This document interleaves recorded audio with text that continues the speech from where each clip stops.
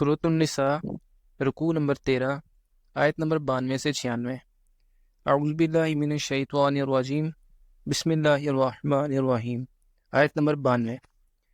وَمَا كَانَ لِمُؤْمِنٍ أَن يَقْتُلَ مُؤْمِنًا إِلَّا خَطَأً، کسی مومن کے لیے یہ روا نہیں ہے کہ وہ ایک مومن کو قتل کرے مگر خطا کے طور پر۔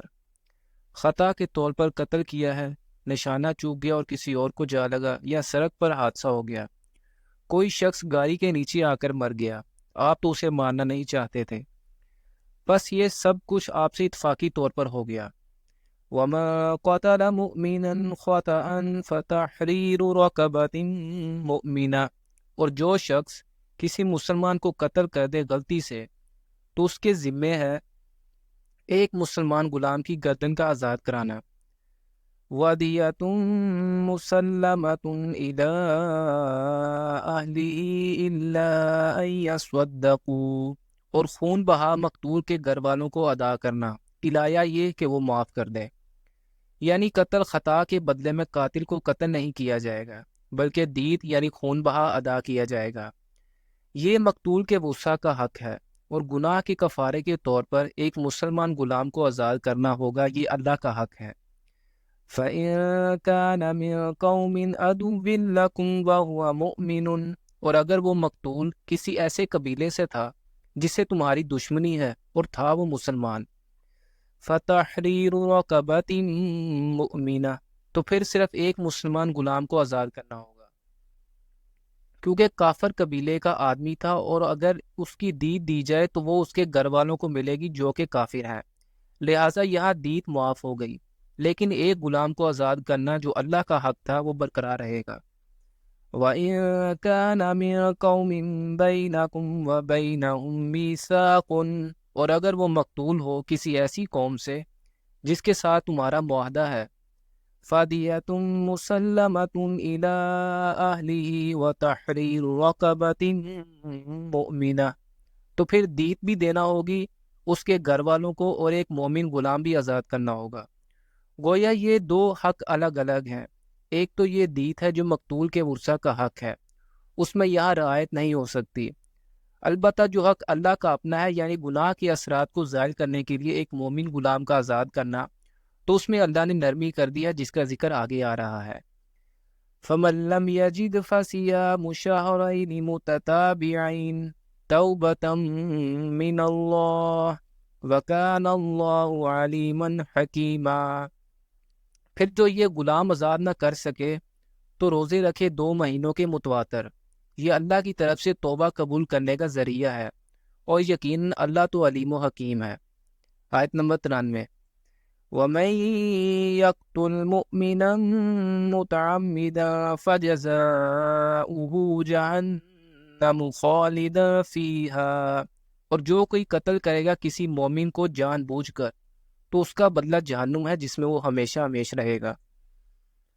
وَغَضِبَ اللَّهُ عَلَيْهِ وَلَعَنَهُ وَعَدَّ لَهُ عَذَابًا عَظِيمًا، اور اللہ کا غضب اس پر ہوگا اور اللہ نے اس پر لعنت فرمائی ہے اور اس کے لیے بہت بڑا عذاب تیار کر رکھا ہے۔ آیت نمبر 94۔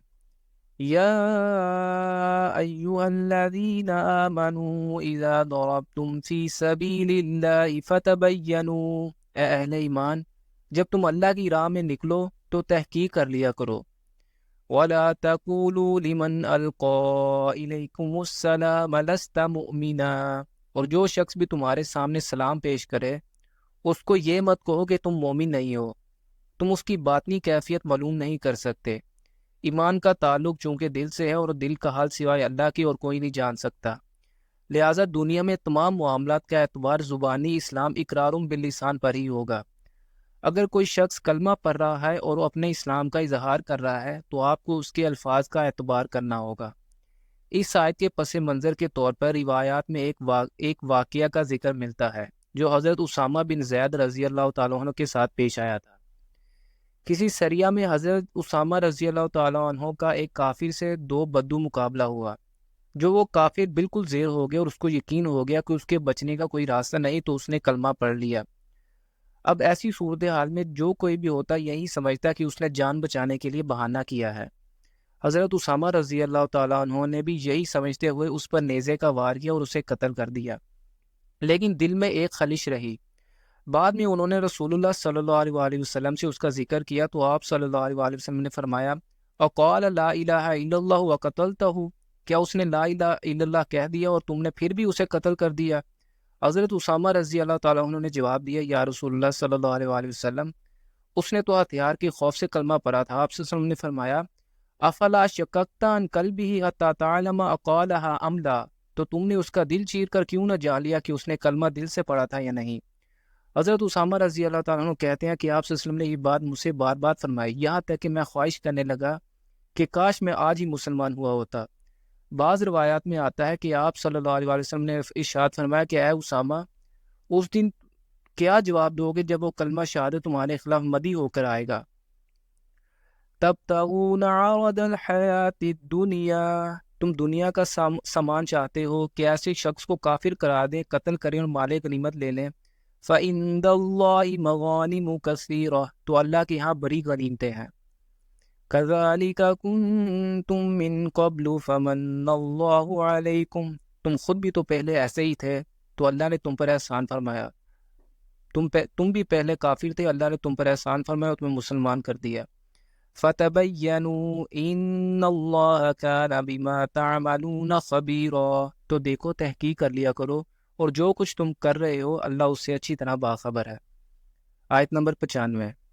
لا يستوي القاعدون من المؤمنين غير أولي الضرر والمجاهدون في سبيل الله بأموالهم وأنفسهم، برابر نہیں ہے اہل ایمان میں سے بیٹھ رہنے والے بغیر عذر کے اور وہ لوگ جو اللہ کی راہ میں جہاد قتال کے لیے نکلتے ہیں اپنی جانوں اور مالوں کے ساتھ۔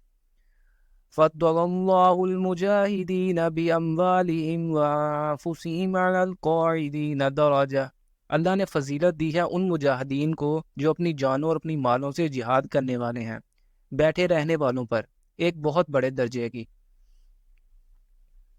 وَفَضَّلَ اللَّهُ الْمُجَاهِدِينَ عَلَى الْقَاعِدِينَ أَجْرًا عَظِيمًا، لیکن فضیلت دی ہے اللہ تعالیٰ نے مجاہدین کو بیٹھے رہنے والوں پر ایک اجر عظیم کی صورت میں۔ آیت نمبر 96۔ دَرَجَاتٍ مِّنْهُ وَمَغْفِرَةً وَرَحْمَةً وَكَانَ اللَّهُ غَفُورًا رَحِيمًا، ان کے لیے اس کی طرف سے بلند درجات بھی ہوں گے اور مغفرت و رحمت بھی، اور یقیناً اللہ تعالیٰ بخشنے والا بہت رحم فرمانے والا ہے۔